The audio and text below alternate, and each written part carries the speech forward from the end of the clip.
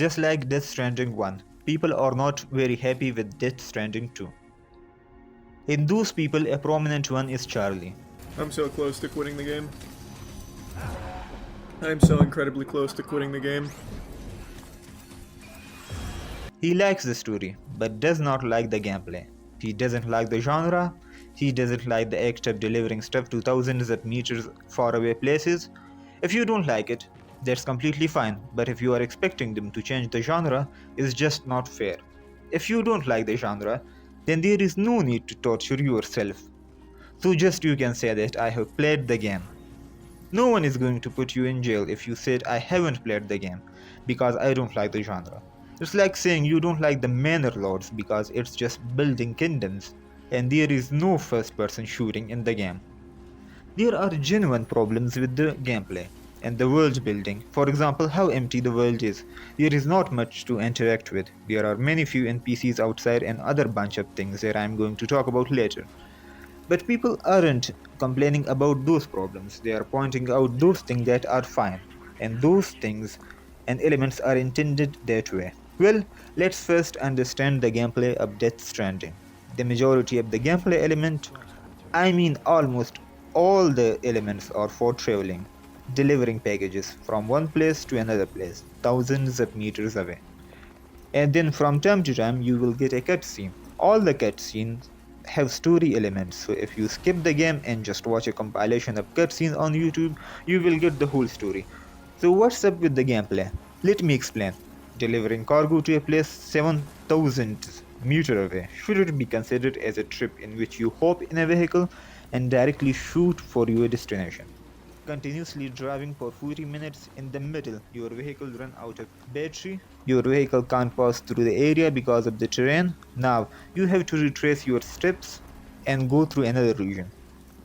If you are playing like this just for the sake of story, then you are never going to enjoy it.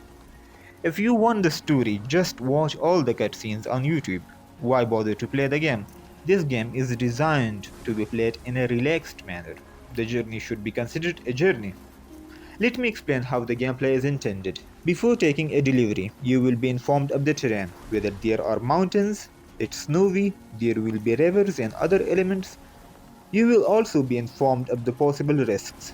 The type of risks, for example, there will be enemies. You will be told the type of enemies that will come in your path, strength, weaknesses. After that, you designate a path for yourself. They highlight everything in your path. You examine the map and decide your cargo. You decide whether you will need ladders, if you have vehicle then a generator, and for extra safety a PCC. Then on the basis of the weight of the cargo and the type of the cargo, determine your vehicle. Now set out on your journey. As I told, the journey should be considered a journey. Don't shoot straight for your destination. Go slow and steady. If there need to be roads to construct, if you want, then construct it. There is one delivery of about 7,000 meters. Don't treat that delivery as a continuous driving. Stop at different locations on your journey. Do the sub-deliveries at each location. Enjoy the journey, the terrain. Play the game for an hour or two a day. Remember, this type of gameplay is not for everyone. Just like other games, Charlie said this a few times, that it is just delivering packages and how tedious this is. Well, he's right about that. But that doesn't make the game a bad game. That's the genre, traveling and enjoying the journey. It's like saying there is nothing else, just shooting in Call of Duty. Remember, if it's not for you, then there is no need to torture yourself just for the sake of playing this game. Charlie is playing this game just to say that he has played this game, and playing this on a stream is just a recipe for disaster. If you are continuously streaming the game for several days and rushing to complete it just for the sake of completing the game, then that's torture. I would never be able to do such a thing. That's just so painful. Now, coming to the complaints I have, the first one is the world. It's just so empty. There is so much potential for so much interaction. You could add so many things to the world which is lore friendly. Your whole world revolves around the phenomena that is not fully understood. So just like the Stalker and Metro universe, go wild. Use your imagination. You can create so many interesting creatures which are lore friendly. So many anomalies that can harm you. You only have the BTs, and fighting the BTs is so boring. The combat has the element of dodging, which I really don't like. I mean, the dodge is so lame, it's so slow. And then the BTs during the fight just roam around, they don't do much.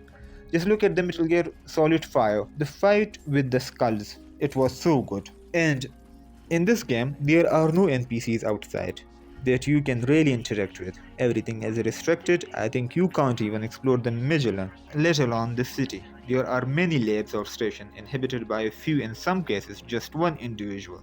At least they should have enabled the player to go inside the station and meet that person physically. There are many other areas they can improve, but expecting them to change the genre is just lunacy.